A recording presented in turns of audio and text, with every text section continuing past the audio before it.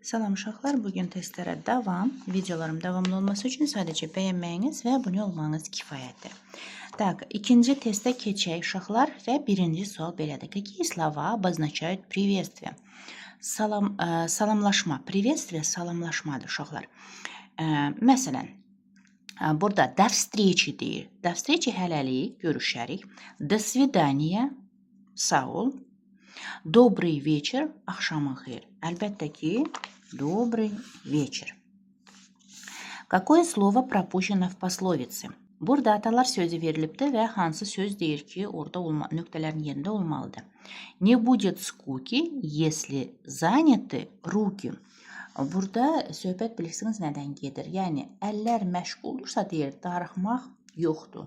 Yəni, iş olan yerdə heç kim darıxmaz. Bax, bu şəkildə olar. Bunu yadınızda saxlayırsınız.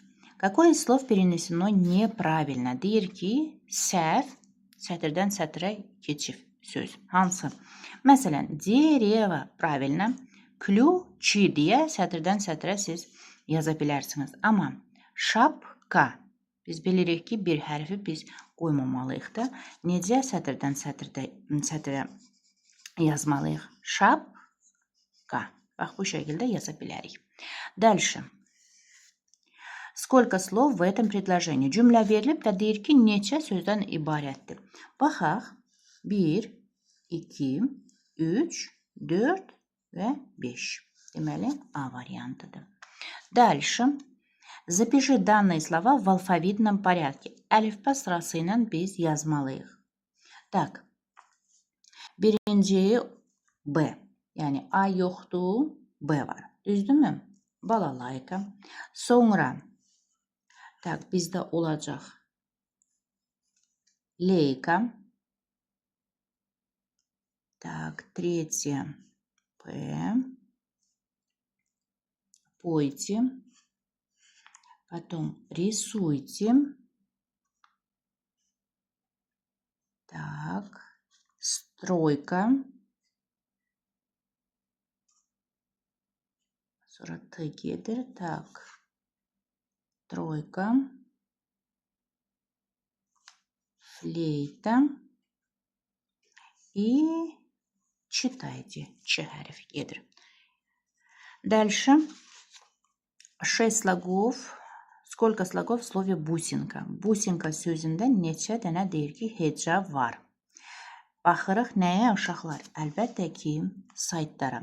1, 2, 3. 3 dənə, deməli 3 hecalı sözdür. Бусинка. Бусинка. В каком слове один слог? Bir hecalı olanda, yəni bir saytdan ibarətdir. Əlbəttə ki, most. Устная речь – это речь, которую мы. Устная речь – şifahi nitq. Yəni, biz şifahi nitqi, məsələn, nə edirik? Əlbəttə ki, tələffüz edirik. Правильно? Произносим. Так, запиши по памяти все гласные буквы. Deyir ki, sayt hərflərinin hamısını yazın. Gəlin yazaq. A və yadımızda saxlama. Bilirik ki, 10 saytdan ibarətdir. 10 гласных bukv. Bu şəkildə yazacağım. Так, U, E, I, Ya, Е, Ю, Ю, И. Раз, два, три, четыре, пять, шесть, семь, восемь, девять, 10. Это нужно запомнить. Ядыңызда сақламалысыңыз. Укажи трехсложное слово. Трехсложное, yani 3 hecalı söz deməkdir. Трехсложное.